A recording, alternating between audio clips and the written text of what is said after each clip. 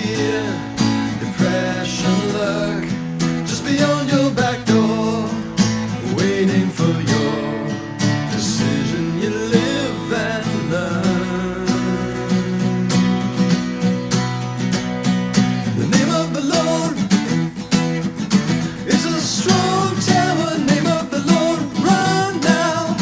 Is a strong tower. Name of the Lord, run now. Is a strong tower. Name of the Lord, run now. Is a strong tower where you'll be safe.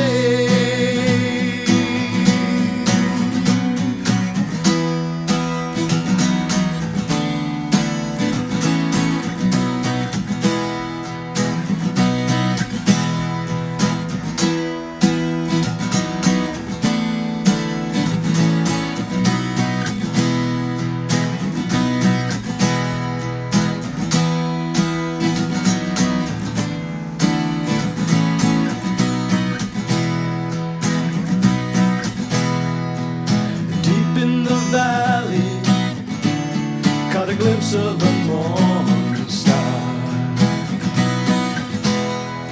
If we could just reach you, get to know who you really are. Where does one go? Where do you turn? There's a place, a fortress high, and an open door, waiting for your reception when you arrive.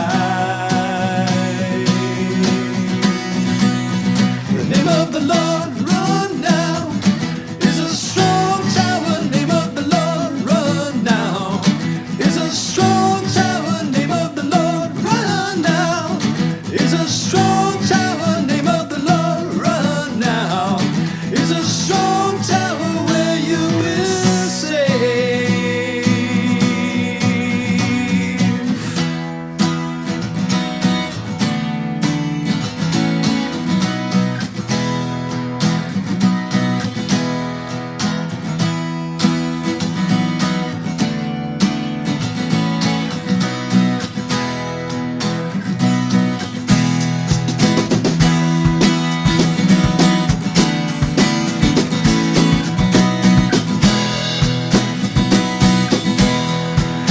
Where does one go? Where do you turn? There's a place, a fortress high, and an open door, waiting for your reception when you arrive. One. The name of the Lord, run now, is a strong tower. Name of the Lord, run now, is a strong tower. Name of the Lord, run now, is a strong tower. Name of the Lord, run now, is a strong tower where you will save.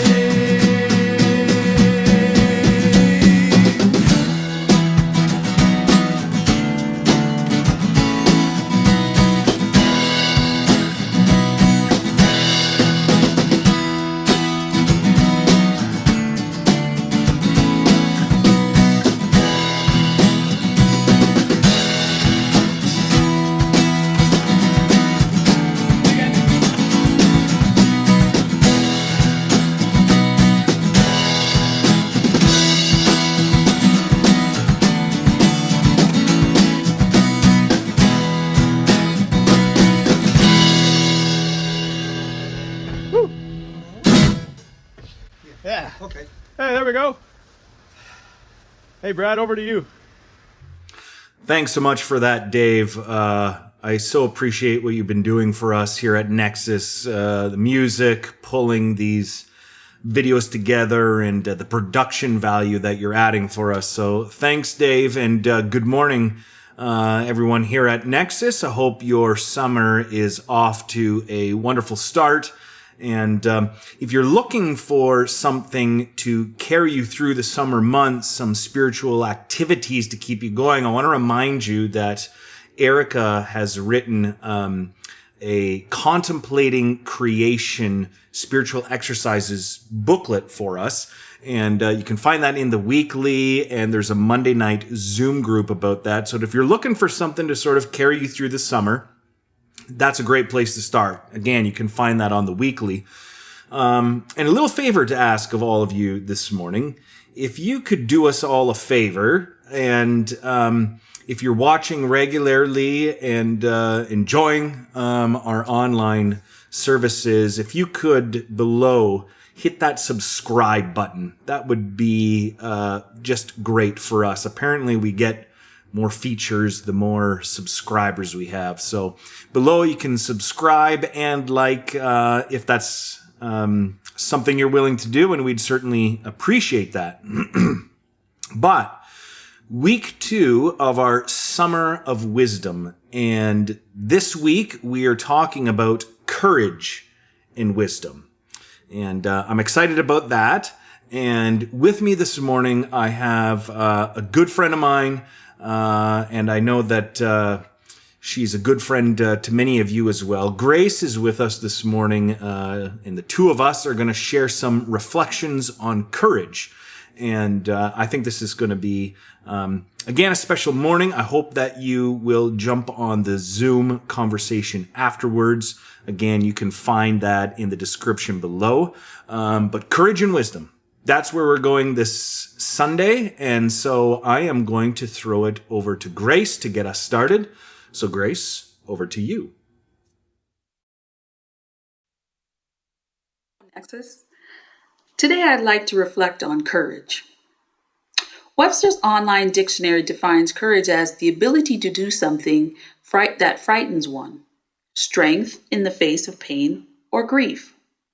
Synonyms include bravery, fearlessness, nerve, boldness, fortitude, determination, resolve, and resolutions. It's been said that courage is not the absence of fear, but having the strength and determination to proceed despite one's fear. Fear is a natural biological response to a threat or perceived threat. We have 4 instinctive responses to fear: flight, freeze, fight, or fawn. This instinctive response will kick in when needed, activate our stress hormone, cortisol, and prepare our bodies to fight, freeze, for flight, or fawn, an old-fashioned word for making nice. Despite how we feel about some of the responses, evolutionarily they are God-given instincts and are effective for survival. There have been many times in my life that I've been afraid, even terrified. From the standard fear of the dark as a child, to leaving small-town Ohio and moving to the metropolis of Chicago, working and paying my way through university, living in poverty post-graduation, traumatic childbirth while surviving domestically violent marriage, being ostracized by family and faith community for pursuing divorce, starting over as a single mom, going back to school for a career to sustain us financially and create a stable home for myself and my children, learning how to move from surviving to thriving. I still remember what abject fear feels like in my body, the heavy weight of it like a rock in the pit of my stomach. Recently, I shared the fear for myself and those I love in working to bring awareness to anti-Black racism and actively joining the growing global movement of Black Lives Matter. Lately, I've felt that familiar knot of fear burrowing into my stomach and lingering. As I continue to reflect on today's political and social climate, the similarities between ancient and modern times is mirrored in the historical context of Proverbs 25. Proverbs 25, verses 18 and 19 says, "A person giving false testimony against his neighbor is like a club, a sword, or a sharp arrow. Trusting an unreliable person in a difficult time is like a rotten tooth or a faltering foot." New Living Translation says it this way: "Telling lies about others is as harmful as hitting them with an axe, wounding them with a sword, or shooting them with a sharp arrow.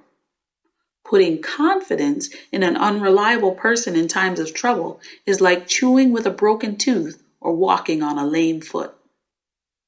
Historically, in ancient times, there were many weapons of choice: club, sword, arrows. Today, we can insert weapons, verbal darts, chokeholds, and bullets. Verse 18. If you've ever had a dental issue or sprained ankle, I can imagine that verse 19 resonates with you. Both those images may even invoke phantom pain, and they represent the antithesis of boldness and fortitude. In comparison, there are many who trust leaders who promote division, oppression, and violence. A belief system built on a foundation of abuse must increase the misuse of power and control in order to maintain its stability. A tenuous hold, to be sure, much like that broken tooth or limp ankle. Dorothy Cather Patterson, in her commentary of Proverbs 25, writes, "The stability of a leader's tenure, reign, or administration depends heavily on the integrity of those who carry out delegated orders or instructions, enforce policy, or simply represent the leader's office. The leader cannot maintain authority and trust as long as unethical people are tolerated." Patterson goes on to reference Proverbs 24, verses 4 and 5. She continued, "As impurities would compromise the beauty and utility of a silver vessel, so the wicked weaken an enterprise. Therefore, both should be removed." Proverbs has words of wisdom for the leadership and the citizens of Judah under the rule of King Hezekiah.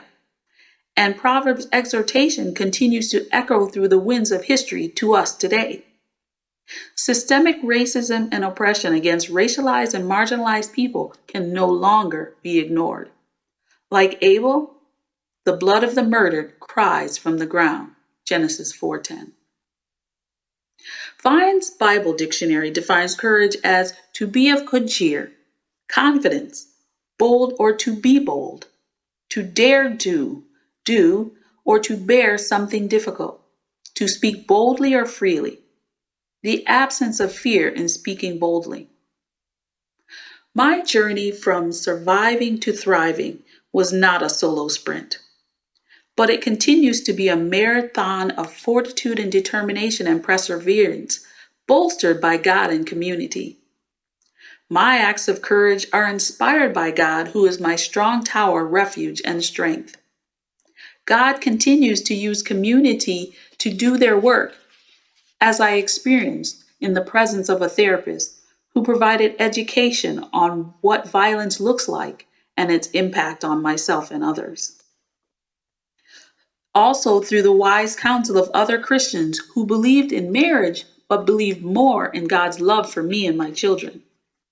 God witnessed as my heart had hope while standing shoulder to shoulder among white allies who marched and chanted in solidarity. My friends, be courageous, be brave in this fight for justice and peace. Proverbs 24:5 and 6 says, "Wisdom brings strength, and knowledge gives power. Battles are won by listening to advice and making lots of plans."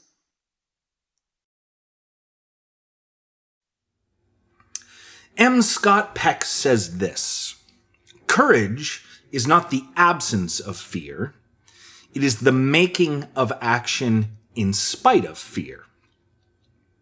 A fantastic practical example, I think, of this can be found in the words of James I, a 16th century king, is king of Scotland and then eventually England as well. And he was known to have said this, and I think it sums up courage in that definition by M. Scott Peck very well.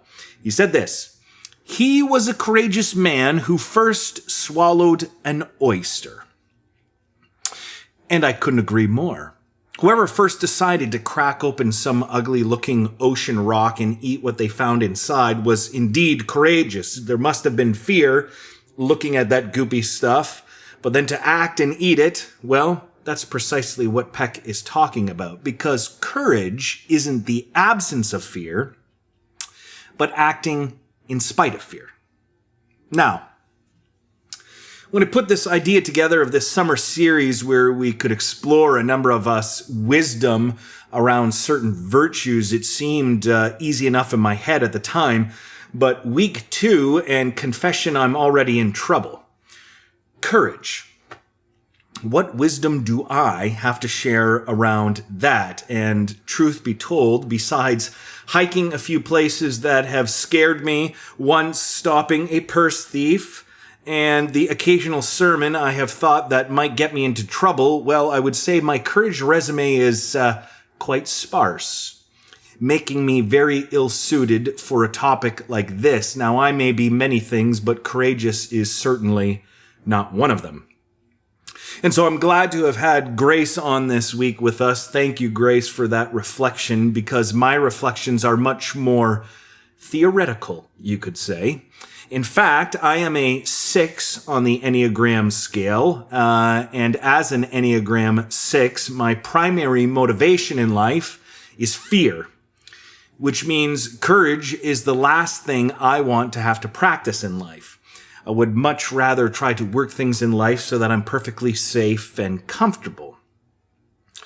And so this isn't really home territory for me, you could say, but when I was scouring the wisdom tradition within Scripture looking for words on courage, I was struck by some words of David in a specific psalm that has a fascinating backstory to it.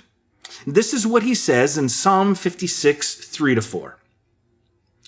When I am afraid, I put my trust in you, in God, whose word I praise. In God I trust and am not afraid. What can mere mortals do to me? Now let me come back to those words in a moment, because when I read them a few weeks ago, an immediate objection screamed out to me, but first the backstory. You see, it's thought that David wrote this in a particular context, and the backstory is indeed fascinating. When David writes this, he has already become the hero of Israel, having killed Goliath, the great giant. But this ends up causing problems for David, because the current king of Israel, Saul, doesn't like sharing his glory too much, and so he becomes jealous of David and sets out to try to kill him. And so suddenly David is on the run for his life. Not only that, in this particular context, he has none of his fighting men with him. Moreover, he somehow seems to have forgotten his weapons. He's completely unarmed. And so he's incredibly vulnerable, and he escapes to the city of Gath, which just so happens to be a Philistine city. And what he's hoping is that he can sort of hide out there and go unrecognized. But it wouldn't be much of a story if that happened. They do recognize him and capture him.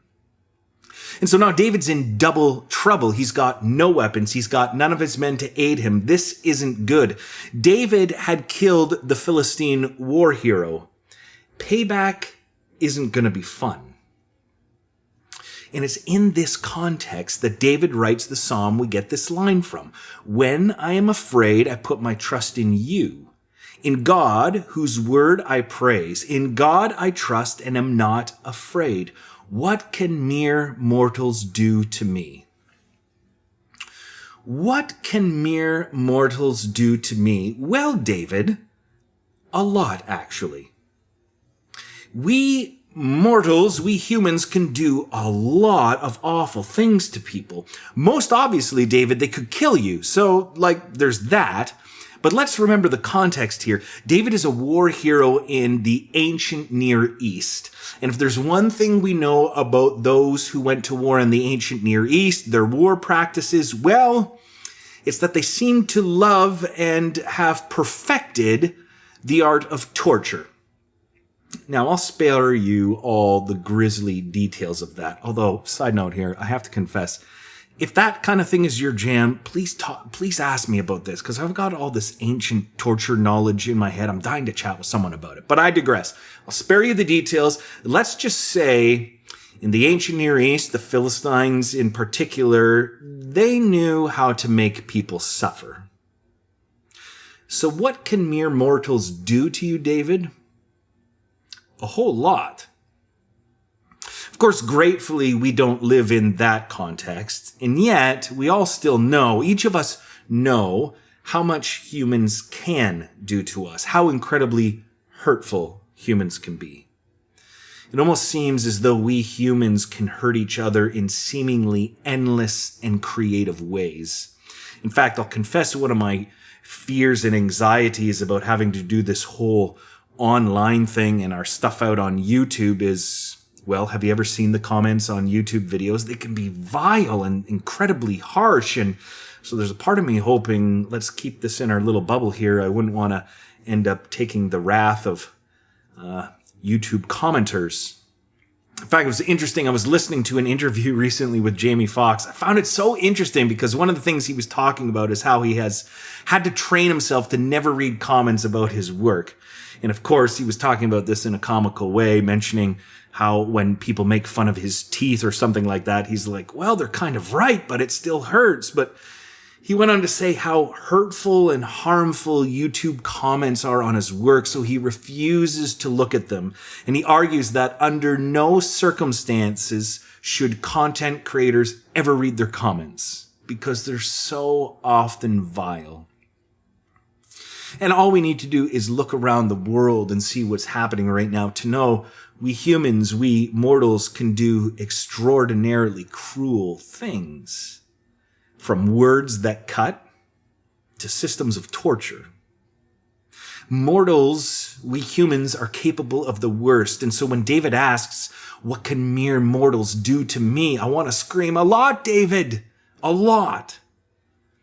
And surely David knows this. I'm inclined to think it's not lost on him precisely what humans can do, even still, nevertheless. He has courage. He has trust. And that's what intrigues me about this line. Even knowing what mortals can do, David expresses a courageous trust that there is something beyond and greater and more true than anything mortals can do. In the end, David trusts that no matter what mortals might do to him, that isn't the end of the story. He courageously trusts that no matter what fate lays ahead of him, the story does not end with the cruelty of humankind. That's not the end. But let me return to Peck's quote. Courage is not the absence of fear. It is the making of action in spite of fear. And this is what catches my eye underneath the story, because courage involves action. So does David just resign his fate into God's hands now that he's caught? Because that wouldn't really be courage. Courage, as Peck reminds us, acts even when we're afraid. So what does David do?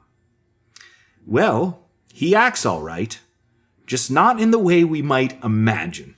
And so picture it, David here, without weapons, without fighting men, he doesn't have a chance. I mean, he doesn't even have his trusty slingshot that he used to bring Goliath down.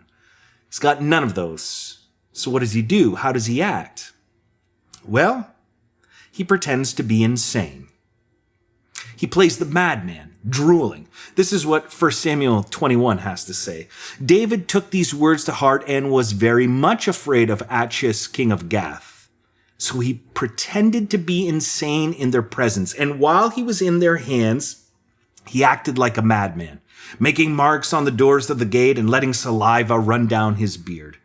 Achish said to his servants, "Look at the man, he's insane. Why bring him to me? Am I so short of madmen that you have to bring this fellow here to carry on like this in front of me? Must this man come into my house?" And so they let him go. David escapes.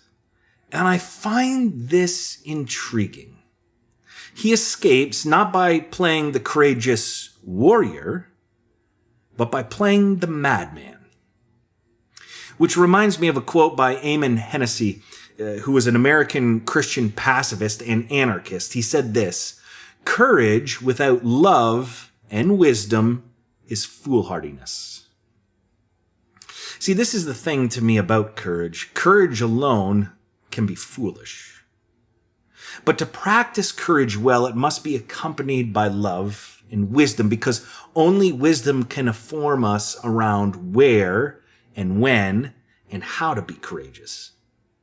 And I think David showcases that for us in this story. David boldly trusts that mortals can only do so much. He courageously trusts that God will ultimately be the author of his fate, not his enemies. But David's not some sort of courageous fool. He knows he's not in a situation to fight. He has nothing to fight with. His courage here can't be expressed via the warrior archetype, you could say. In this situation, what courage calls for is to courageously play the madman. And I think that's telling. Because sometimes courage means being weak rather than strong, silent rather than loud, the joker rather than the warrior. You see, courage in my mind is about taking risks in the face of fear. But wisdom is knowing exactly what kinds of risks to take. So where does that leave us? Well, let us be courageous enough to take risks in the face of fear. But let us also have the wisdom to know what kind of risk is called for. Sometimes that might look like playing the warrior. At other times, it might mean looking the fool. And only wisdom, I think, can help us know which to play and when. But let me close with these words from William Arthur Ward. To laugh is to risk appearing a fool. To weep is to risk appearing sentimental. To reach out to another is to risk involvement. To expose feelings is to risk exposing your true self. To place your ideas and dreams before a crowd is to risk their loss. To love is to risk not being loved in return. To hope is to risk despair. To try is to risk failure. But risks must be taken because the greatest hazard in life is to risk nothing. The person who risks nothing, does nothing, has nothing, is nothing. They may avoid suffering and sorrow, but they cannot learn, feel, change, grow, or live. Chained by their attitudes, they are slaves. They have forfeited their freedom. Only a person who risks is free. Thanks for tuning in this morning, Nexus. Again, I hope you will subscribe and like below. And if you have the time and would like to join us for a discussion after, again, you can find the Zoom link below. Hope to see you there shortly. With that, Go in peace, Nexus. go in peace.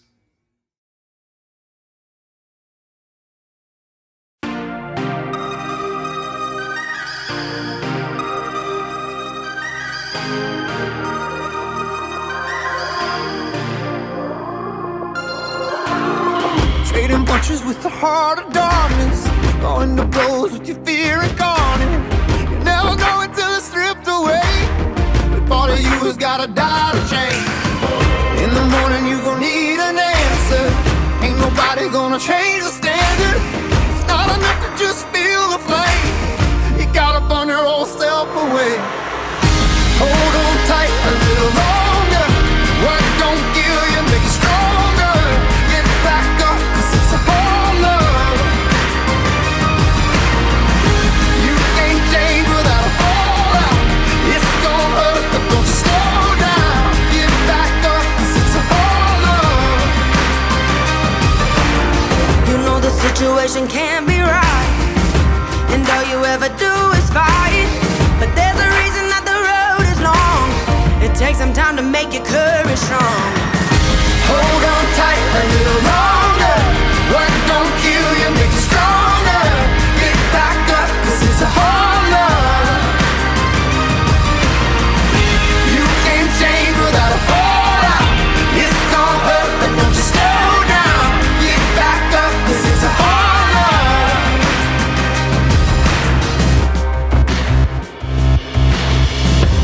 When the wolves come and hunt me down, I will face them and stand my ground. 'Cause there's a fire burning deep, they will see my strength.